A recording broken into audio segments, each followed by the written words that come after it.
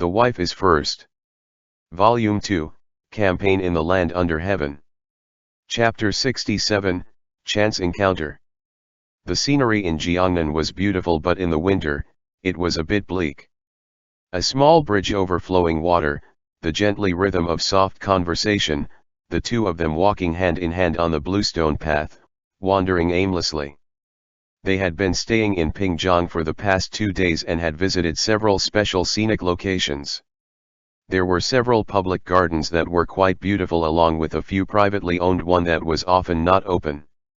If you gentlemen have no specific place that you want to visit, go to Qingzuziazu in the east of the city to listen to music, said the owner of the painted paper umbrella stall. Is there anything special there? Jing Xiao picked an umbrella with a green phoenix painted on it and showed it to the person next to him. Mu Hanjiang nodded and Jing Xiao paid the stall owner. This Qingzuziazu sounds sophisticated, but is it not just a tea house?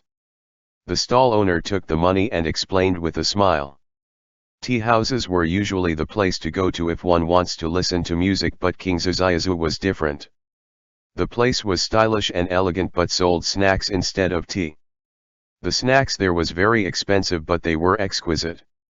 The rich young master in Pingjiang City who just wanted to have a good time and preferred not to pretend to just drink tea likes that place the most. When Jing Xiao heard this, he immediately became interested. His prince consort liked elegant things while he himself liked all kinds of snacks. This way, they could kill 2 birds with 1 stone. And so, he pulled along the person beside him and headed east of the city. Qingzuziazu was indeed an elegant place. There were rows of evergreen bamboo with only a cobblestone path leading inside. In the center of the bamboo forest was a small pavilion made entirely of bamboo and surrounded by gurgling water. A singer sat inside, playing the pipa while singing Jiangnan folk songs softly. There are 16 smaller bamboo pavilions surrounding the main pavilion. Each small pavilion was equipped with tables, chairs, and a coal heater. Each pavilion can only seat 1 table of guests. In order to maintain an elegant atmosphere, there was no noisy waiter to take orders, although this place sells snacks. Guests have to go to the back of the bamboo forest and order directly from the shopkeeper. Perhaps it was because of the cold weather that when Jing Xiao and his wife came, there were only 5 or 6 pavilions which were occupied. Freshly baked plum blossom cake, paired with a bowl of steaming wontons, these were truly delicacy in the world. Mu Hanjiang picked up a piece of plum blossom cake. These things were delicious, but they were too expensive. A plate of pastries and 2 bowls of wontons cost 1 tael of silver. No wonder business was slow. Jing Xiao took a sip of the soup. The fragrant and scalding hot soup was quite heartening to have on this cold winter day. He looked up and saw his prince consort looking at the plum blossom cake in a daze, so he took his spoon and scooped out a wonton and brought it to Mu Hanjiang's lips as he said, "Eat it quickly. It won't taste as good once it gets cold." Mu Hanjiang was stunned and subconsciously opened his mouth to take the wonton into his mouth. The delicious flavor immediately filled his mouth. Its saltiness was just perfect and the meat was tender and smooth, with a hint of sesame oil in it. It was delicious. Only after he saw that his prince consort was no longer worrying about the cost and was seriously eating the snack did Jing Xiao ate his bowl of wontons with confidence. Then he got up to buy another bowl. The two of them did not bring any entourage in order to have a good time, and Jing Xiao would rather not order his prince consort around, so he had no choice but to go himself. Mu Hanjiang was eating wontons elegantly and seriously, when suddenly a man came over from the pavilion next to them and said with a clear and pleasant voice, "Young master, please excuse me." Mu Hanjiang turned around to look and couldn't help being stunned. The person in front of him was dressed in snow-white robes. Even though it was winter, his robe was still covered with just a layer of light gauze. Looking up along the slender figure, he had an exquisite facial features with the corner of his eye slightly raised. It truly was a beautiful face. However, the curve of his smile made him seem a little dangerous. "What can this one do for you, young master?" Mu Hanjiang stood up, subconsciously holding the handle of the knife at his waist and pressing his thumb on the buckle. The man got a clear look at Mu Hanzhong's face, and the curve of his lips couldn't seem to help but widen a bit. May this one ask if the young master's blade is the famed ancient treasure sword called Hanzhong?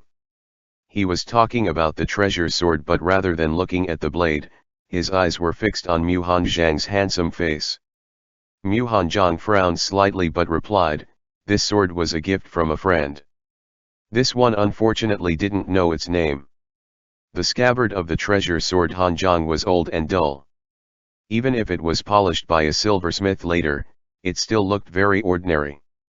This man ought to be very knowledgeable if he could recognize the sword at a glance. May this one have a look? The man took a step forward and was almost close to Mu Hanzhong's ear. The next moment, the man was grabbed by his collar and got dragged backwards. Jing Xiao was holding a bowl of wontons. As soon as he walked out of the bamboo forest, he saw a lecher was getting close to his prince consort and was even reaching towards his waist with one hand. He immediately became furious and threw away the wontons. He charged in with a few steps, hurriedly grabbed the man's collar and punched him right on the eye. The man's reaction wasn't slow at all, as he almost subconsciously raised his hand to block Jing Xiao's fist. Jing Xiao was about to hit him on the chin with his backhand, but when he saw the other man's face clearly, he couldn't help but be dumbfounded. He had seen this face for so many years and would definitely not be mistaken. This person was the most important purpose of his trip to Jiangnan, the king of Weinan, Ji Huaiqing. That short moment of being stunned was enough for Ji Huaiqing to escape his hold. He turned around suddenly and quickly threw a punch at Jing Xiao's face. Jing Xiao immediately raised his hand to block, but the fist did not make contact. The fist quickly withdrew instead, and the man also jumped away. Ji Huaiqing gracefully straightened his clothes and looked at Jing Xiao coldly. Attacking someone out of nowhere was not how a gentleman should behave. In the nearby pavilion, two bodyguards heard the commotion and quickly ran out, guarding him on both sides. Jing Xiao ignored him. He wrapped his arms around his prince consort and looked him all over. "Jun Qing, are you all right?" Mu Hanzhong shook his head and said, "I'm fine." Upon seeing that Ji Huaiqing seemed to be a reasonable person, he gently leaned into Jing Xiao's arms and comfortingly rubbed his back that was tense with anger. However, Jing Xiao interpreted this action of trying to comfort him differently. Jun Qing seldom took the initiative to snuggle into his arms. He felt that for him to act like this, then he must have been wronged. The fury that had just subsided flared up again. It doesn't matter whether he was the king of Weinan or the king of Weibei, he would get a good beating. A moment of astonishment flashed across Ji Huaiqing's face. He was only paying attention to the sword just now, but not to these two people. They were so intimate and ambiguous in broad daylight. They ought to be officially wedded husbands. But before he could apologize, Jing Xiao rushed over again. Ji Huaiqing gestured for the two guards not to intervene. Then he stepped forward to meet Jing Xiao. Jing Xiao punched him directly in the face. When Ji Huaiqing raised his hand to block the attack, Jing Xiao suddenly lowered his body and swept his leg. Ji Huaiqing immediately jumped up and kicked Jing Xiao with his own leg. Jing Xiao turned around and kicked that leg away, then flew forward. The martial arts skills of these two were equally matched and soon reached a deadlock. Mu Hanzhong watched in amazement as the two men fought with all their limbs flying all over the place. First they fought with proper martial arts skills, then they started pulling dirty tricks before it finally turned into rolling around on the ground and fighting without any sort of technique at all. The people around who had been listening to the music came up to watch the excitement, but the two bodyguards pulled out their sword, frightening those idle young men so much that they rolled and crawled away. When the shopkeeper heard the commotion, he hurriedly came up to dissuade them. This disturbance had caused him to lose business for a long while. Mu Hanzhong came forward to hand him a pearl from the South Sea as compensation. This made the shopkeeper's wrinkled face to immediately beamed with joy and said, "You gentlemen take your time to learn from each other. I will make you a pot of tea." The two people on the ground didn't care whether it was embarrassing or not to fight like this. They fought until their noses were bruised and their faces were swollen, panting and grasping. Then they reluctantly broke apart and lay on their backs amidst the scattered leaves on the ground, trying to catch their breath. Mu Hanzhong thought that there was going to be a truce, but after 3 breaths, the two men looked at each other again, raised their arms at the same time and suddenly intertwined their 2 forearms as they secretly tried to gauge the other's strength through arm wrestling. Ji Huiqing looked at Jing Shao, who had a blue bruise at the corner of his mouth and a bloody nose but still had a vicious look on his face. He couldn't help but burst out laughing and fell to the ground. Ha ha ha, I didn't know that you two were husband and wife, so how could I offend you? If young brother is still angry, just punch me again. Jing Shao ignored him. He got up from the ground and kicked him. Ji Huiqing. Usually, when someone hear this kind of words, wouldn't their hostility turned into friendship? This person was really so interesting. Mu Hanzhong hurriedly stepped forward and asked the shopkeeper for a cloth to wipe Jing Shao's face. I said I was fine. Why did you start fighting again? Humph. Jing Shao snorted. He wasn't sure how to wrap up the current situation. His original plan was to go to Jiangnan to meet the king of Huainan and discuss future matters with him, but was not expecting to meet him here at this time. Even though the two of them fought for so long in the last life, Jing Shao never regarded this person as an enemy but rather as a rival that was hard to come by, or even perhaps as a kindred spirit or a close friend from past reincarnation. Therefore, he had other plans regarding the Huainan fiefdom this time around, but unexpectedly things developed into the situation as soon as they met. Ji Huiqing got up from the ground and rubbed his sore shoulders.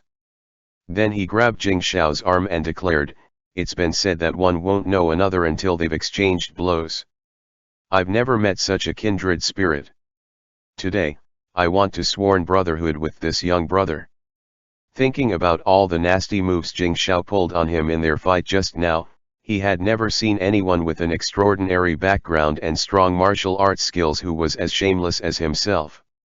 Truly a once-in-a-lifetime encounter. Jing Shao was stunned. This king of Huainan really didn't follow any rules. How could this fight turn into a sworn brotherhood? A prince and a vassal becoming sworn brothers. How could that be? Jing Shao frowned and looked at him. Young master's status must be extraordinary. I'm afraid that it's not appropriate to just casually make a vow with another. Unexpectedly, Ji Huiqing just ordered the guards to prepare candles and yellow paper without hesitation. Then he pulled Jing Shao to stand up. No matter who I am or who you are, it is rare to find one's kindred spirit. Today, the two of us must make these vows. Mu Hanzhong looked at the two people with bruised noses and swollen faces who were still trying to maintain their composure and couldn't help but purse his lips to chuckle. Burning yellow paper and killing a chicken for the blood, once Ji Huiqing decided on something, he went all out. In a matter of seconds everything was prepared and ready. Then he pulled Jing Shao over to conduct the ritual. With the heavens as witness, I, Ji Huiqing, am here today, with. Ji Huiqing held the incense in his hand and in the middle of speaking, he suddenly paused and turned around with a chuckle. Young brother, I haven't asked you your name yet. Jing Shao sighed helplessly. The king of Huainan, who was several years younger than the one in his previous life, was still so unpredictable. Jing Shao. The smile on Ji Huiqing's lips froze immediately. Jing was the surname of the imperial family. There are not many people with surname Jing in the world, but the only person named Jing Shao who would appear in Jiangnan. Only one person came to mind, and that was Prince Chang. Jing Shao imitated Ji Huiqing's smirk and asked, "What, do you still want to become sworn brothers?" "Yes. How could we not?" Ji Huiqing came to his senses and put the incense into Jing Shao's hand. With the heavens as witness, I, Ji Huiqing, am here today to become sworn brothers with Jing Shao. From now on, we will share blessings and calamities together. End chapter. The Wife is First. Volume 2, Campaign in the Land Under Heaven. Chapter 68, Cooperation. Just like that, a confused, half-willing and half-unwilling Jing Shao performed the ritual to be sworn brothers with the king of Huainan.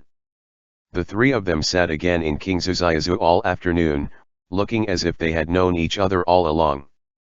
They spoke about various topics from the treasure swords to the art of war, from culinary delicacies to beauties, from rumors on the streets to poems and songs. They didn't part ways until the sun was setting down. Ji Huaiqing told them that he had been staying in the Waiting Water Garden in Pingjiang City and that if they have the time, they should come over to find him.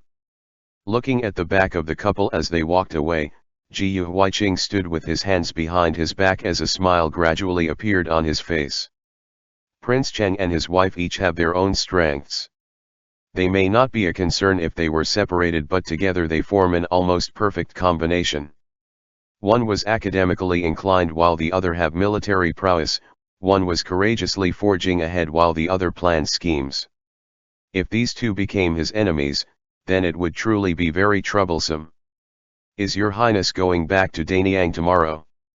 A bodyguard led a horse over and asked.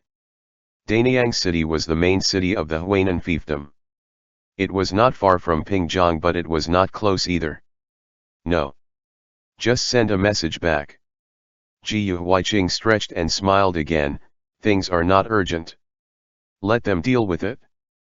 The guard choked on his saliva when he heard this. If the matter was not of utmost urgency and could be dealt with by a subordinate on their own, they wouldn't have waited for a message from Pingjiang. If Lord Huaixiang heard this, he would probably faint from anger again. Asterisk asterisk asterisk. Jing Shao took his prince consort back. He didn't realize it when they first came, but on their way back, he found that the road was really long. It was getting late and there was no place open where they could hire a sedan. The two walked on the cobblestone path for a long time. Mu Hanzhong was getting a little tired. Jing Shao touched his face and squatted down to carry him on his back. Get up quickly. It's all right. It isn't proper for you to carry me on your back.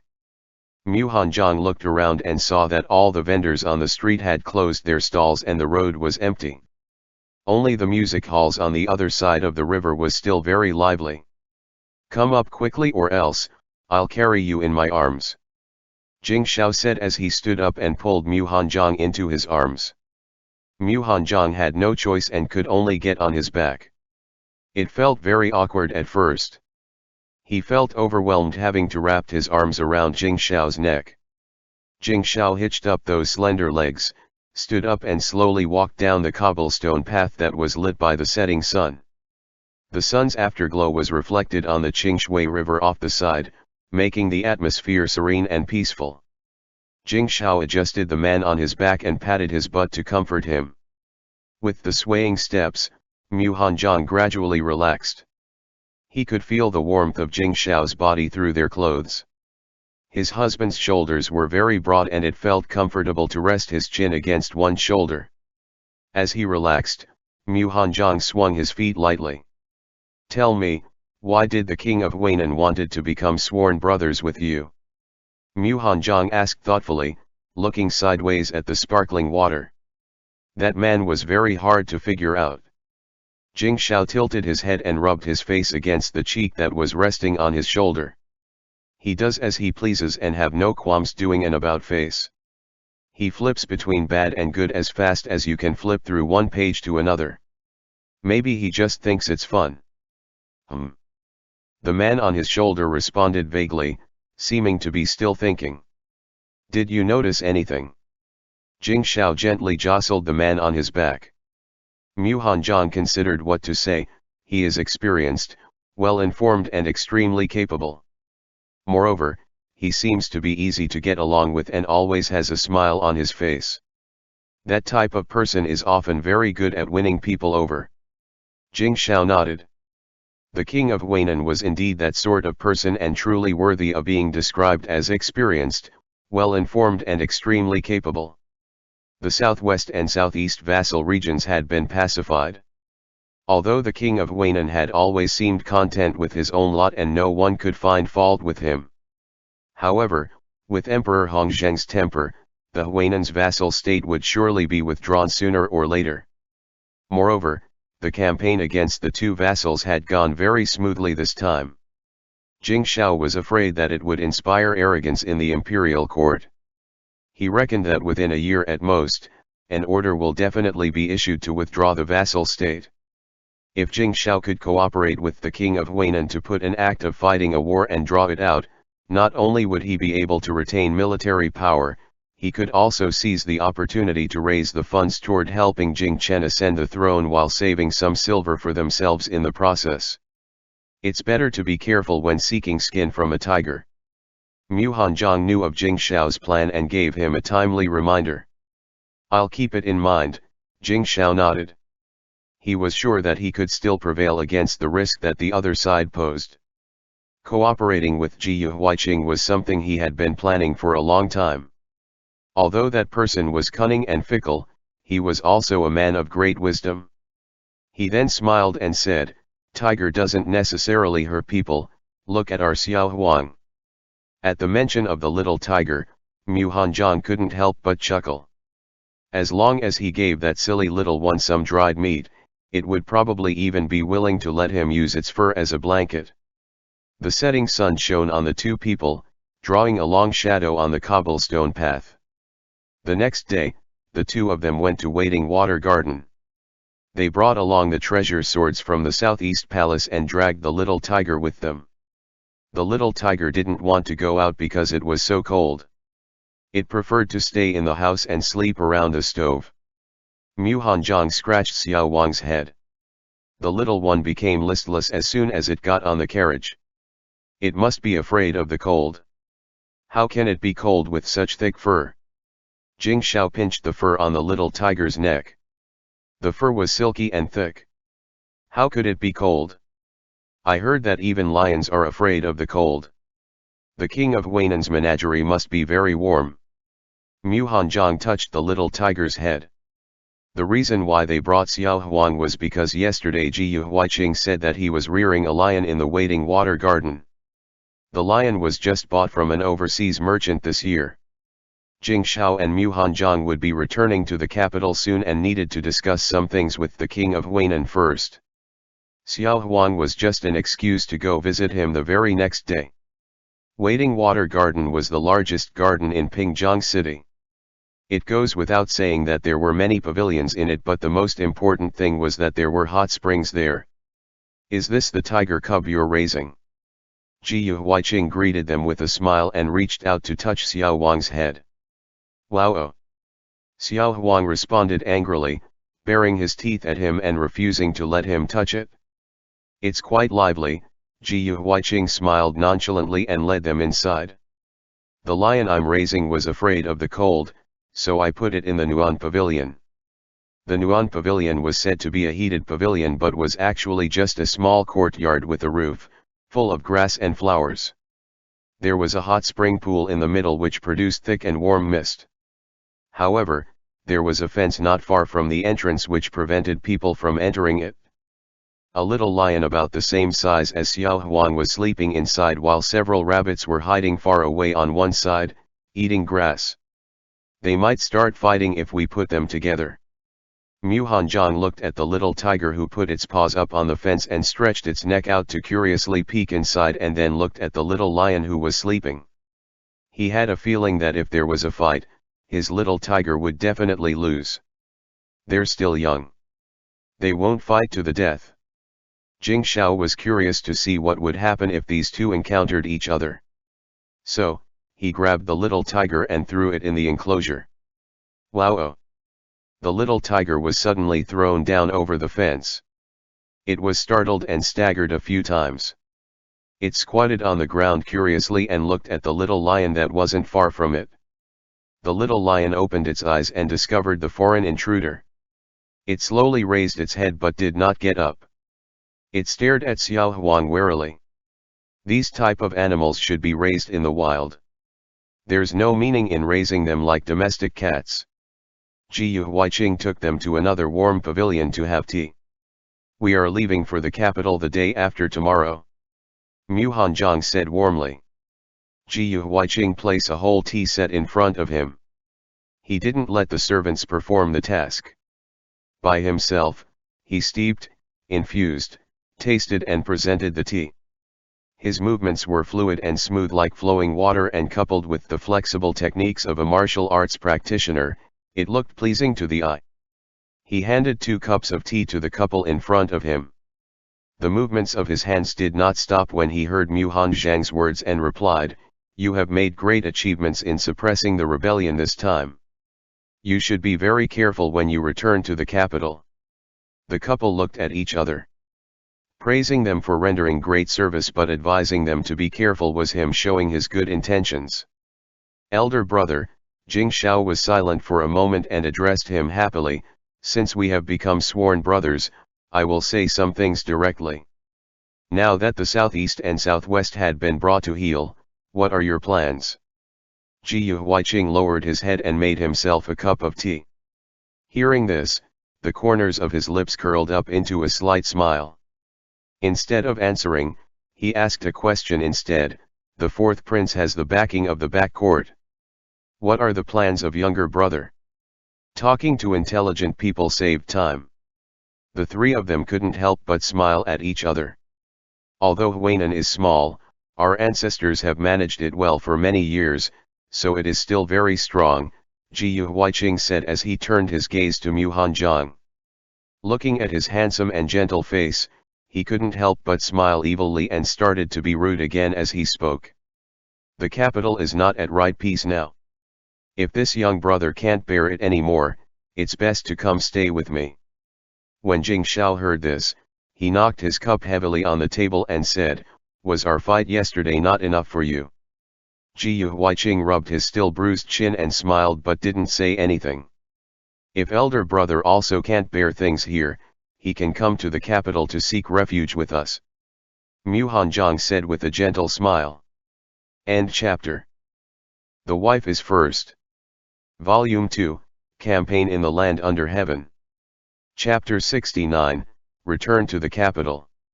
Jing Shao was placated by his prince consort's use of us so naturally that he just hummed and said no more.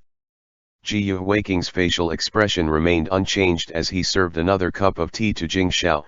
"But of course, I became sworn brothers with young brother Jing Shao yesterday because he's clearly rich and respectable. It would be good if there's somewhere I could go to and find refuge in the future." This person's face was truly a lot thicker than most. Mu Hanjiang smiled helplessly and suddenly felt elated that his prince at least still had a little bit of shame. It was very easy to form an alliance when all those involved had mutual interest. The king of Huainan asked Jing Shao about his future plans and was a little taken aback when he heard that Jing Shao intended to push his biological elder brother onto the throne. This person had done so much himself and it was just to make wedding clothes for others. He narrowed his eyes slightly and looked at the 2 people opposite him. Jing Shao peeled off a mandarin and split it in half. Then he handed one half to the man next to him. Mu Hanjiang took it and deftly helped Jing Shao wipe his fingers that got stained with juice. Suddenly, the corners of Ji Huiqing's lips slowly lifted up. He took a delicate sip of his tea. The bitter taste mixed with some sweetness spread from the tip of his tongue. There was truly someone in this world who did not wish to rule the realm and only wanted a beauty. All of a sudden, his admiration towards Jing Shao surged. There were not many people in this world who knew exactly what they want. More so with members of imperial family who always demanded too much. More often than not, it was only after they lost their most precious things that they would feel useless regret. Just like the ancestors of the king of Huainan. Once you decide to forego something, you truly follow through. I admire you a lot, younger brother. Ji Huiqing raised a cup of tea and said, "Here's a toast to you." He thought they would have to battle with words for a long time, yet Jing Shao spoke bluntly and openly with him, telling him things as they were. The suspicious king of Huainan decided to believe him and handed him a letter. When Jing Shao opened it, he knew that only his imperial father could have written such a complicated correspondence. The letter was confusing, full of illusion and misleading words. Just looking at it gave him a headache, so he lazily handed it over to his prince consort beside him. Mu Hanzhong didn't know whether to laugh or cry as he took it. Upon reading it, he started frowning slightly. Imperial father-in-law was saying that the two fiefdom had been suppressed, but Huainan has always known its place and there's an agreement with the grand ancestor, so he's telling the king of Huainan not to overthink things. However, Ji Huiqing smiled and said, "Go on. It's just that this sentence, Zhen, fear not thy own dangers but rather fear the overturning of regime." Mu Hanzhong paused, then raised his head and looked at the person opposite him. "I'm afraid it has a profound meaning." Jing Shao scratched his head and didn't quite understand. Wasn't this sentence just a quote from an ancient saying? It was lamenting the disposition of an emperor who was always fearful of the storms on court and was afraid that the empire would be destroyed under the emperor's own hand. Wasn't this to let the king of Huainan understand the emperor's helplessness and to subsequently tell him to keep his fief in check? What else could it be? Mu Hanzhong returned the letter. He then turned to look at Jing Shao and asked, "What is the previous sentence before this?" "Those lowly one who form hidden alliances for their own personal interests may temporarily experience joy, but the road ahead is obscure and dangerous," Jing Shao replied. Then he paused for a moment and suddenly, he realized what his imperial father was trying to imply. He was saying that the king of Southwest and the king of Southeast were traitors who colluded to rebel against the empire, worrying and troubling the emperor, who was finally forced to send troops to quell their rebellion. He was warning the king of Huainan not to imitate them and take the dangerous, narrow, and dark road, which would lead to his own destruction. Huainan pays tribute on time every year. Even though the Qinhua River flooded Danyang City, we never send any less. Ji Huiqing put the letter away with a sneer on his lips. "His Majesty can't find fault with me, so did he want me to take the initiative and offer my fief as tribute? Elder brother should be glad with this use of such pretense. His Majesty is only testing the water for now." Mu Hanzhong slowly stroked the almost transparent white jade cup in his hand and said, "I'm afraid that His Majesty's words will become more and more direct after a period of time." Ji Huiqing was 2 years older than Jing Shao and was older than Mu Hanzhong as well. Calling him elder brother was just appropriate. Ji Huiqing nodded and looked at Jing Shao again. Jing Shao pondered for a moment and said, "Drag things at for the meanwhile. Pretend that you don't understand this letter. Imperial father is aware of Huainan's strength and will not use the troops rashly. The imperial court had not yet made proper arrangements and there was no benefit in starting a war now. Therefore, they suggested that Ji Huiqing take his time in replying to this letter and use equally ambiguous words. Wait for them to withdraw the troops and return to the imperial court to speak with Emperor Hongzheng. The road to the south of the Yangtze River was long and it would take 1.5 years to go back and forth. In the blink of an eye, it was dusk again. Ji Huiqing wanted to let them spend the night in Waiting Water Garden, but Jing Shao declined for fear of inciting suspicions. Before leaving, they remembered that the little tiger they had used as an excuse had been forgotten in the Nuan Pavilion for a whole day. Did they fight each other?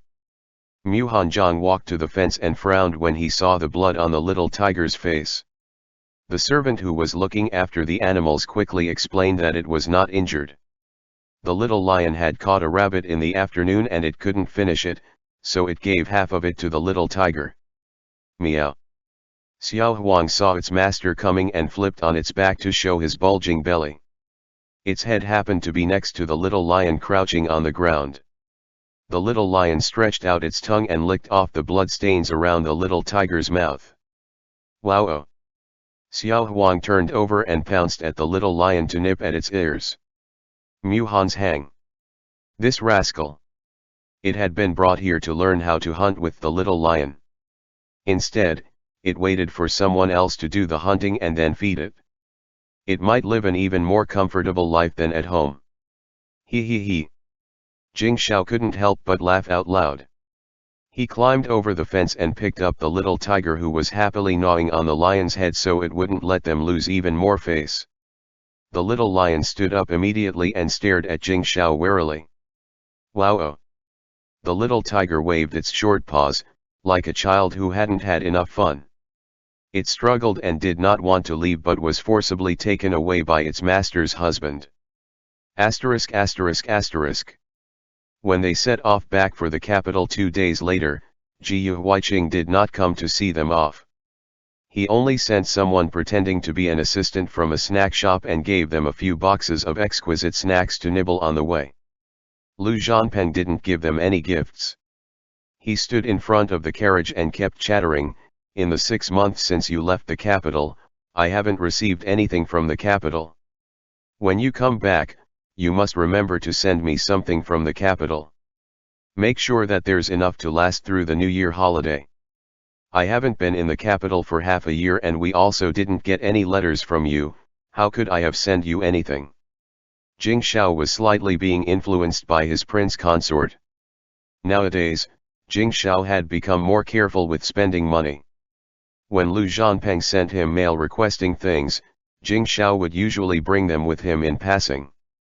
They hadn't been in the capital in the last 6 months, so naturally, they hadn't been able to send him anything. "Then how do you calculate the money you spend living in my house these days? Also, the ration and fodder money for your 5,000 troops in the Jiangnan barracks." Lu Zhanpeng continued to argue. "Rations and fodders are a separate matter. Don't talk nonsense here." Jing Shao waved his hand and shooed him away as if he was a fly. Mu Hanzhong watched the two of them start to bicker again, and couldn't help but smile. He thought of his small shop in the capital. He had left it to his mother to take care of it during these days when he was away. It had been stocked up previously, but since the New Year holidays was about to come, he was afraid that all the goods might have already been sold out. His mother had been promoted to a legitimate second consort, but he hadn't heard from her in the past half year. He had no idea how she was doing. "What are you thinking about?" Jing Shao leaned against a big cushion and took his prince consort into his arms, who was looking out the window in a daze. Mu Hanzhong was pulled over unexpectedly and almost dropped the snack in his hand. He quickly caught it with his other hand and glared at the man who moved him. "I was thinking that Ye Qian is really cautious. He only gifted us these things that can be eaten on the way so as to avoid the suspicion of the people in the capital." Jing Shao leaned over and ate the snack in his wife's hand while he was talking.